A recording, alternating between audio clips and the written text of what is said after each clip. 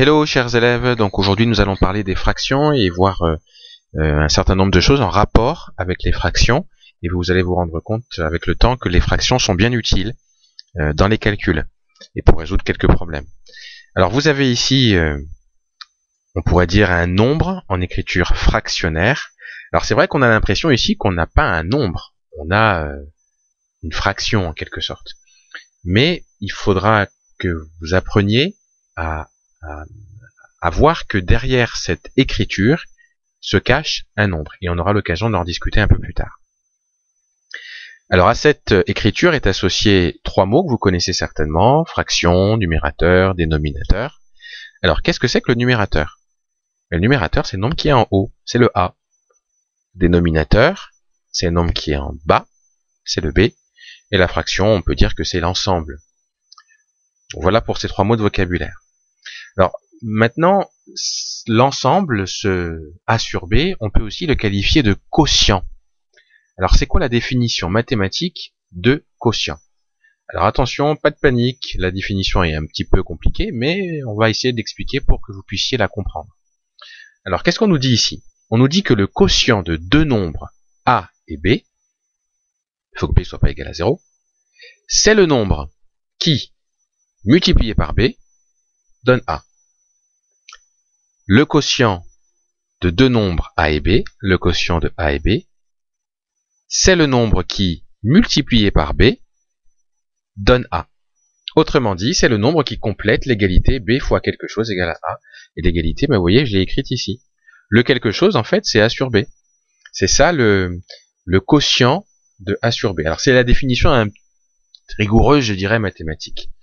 Il faut comprendre donc du coup que le quotient, c'est un nombre. C'est vraiment important de le comprendre. Donc, alors, imaginons, pour essayer d'illustrer un petit peu tout ça, on vous dit 2 fois quelque chose égale 8. Alors là, c'est pas difficile, même pas de calcul à faire. On sait que 2 fois 4, c'est égal à 8, donc on peut écrire directement 4. Maintenant, imaginez une situation comme celle-là. On a 2 fois quelque chose, cette fois-ci, c'est égal à 3.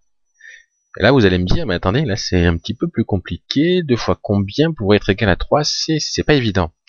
Et c'est là, en fait, où la définition du quotient, elle est utile. Parce que regardez ici, si on essaie de faire une comparaison entre cette écriture-là, ou cette expression-là, et puis celle-ci, on a l'impression que le B, ça pourrait très bien être le 2, que le A, ça pourrait très bien être le 3. Donc finalement, le nombre qui est ici, le nombre qui, quand on le multiplie par 2, donne 3, eh bien en fait c'est quoi? C'est tout simplement 3 sur 2. C'est comme ça qu'on peut trouver bien ce nombre-là. Et 3 sur 2, c'est précisément le quotient de 3 par 2. Alors, autre exemple, 9 fois quelque chose est égal à 5. Ben, si on fait un petit peu la même chose, c'est quoi ici qui joue le rôle de B? Ben, ce serait le 9. Ce qui joue le rôle de A, ben, ce serait le 5. Donc, pour trouver le nombre qui est ici, ben, c'est tout simplement, il suffit de faire 5 sur 9. Donc, le quotient de 5 par 9. Donc, vous voyez que ce quotient, on peut l'écrire ainsi, et c'est un nombre à part entière, même si c'est vrai que ça s'écrit pas comme d'habitude. Ça s'écrit sous la forme d'une fraction.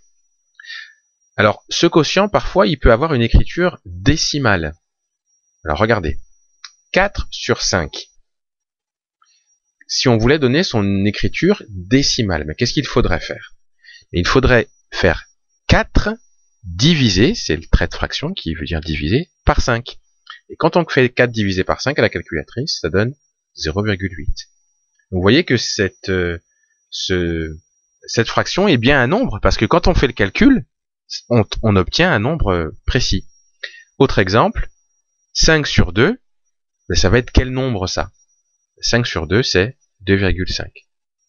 Donc, les fractions, les quotients, sont des nombres à part entière, et c'est quelque chose qu'il faut absolument, dont il faut absolument se rappeler.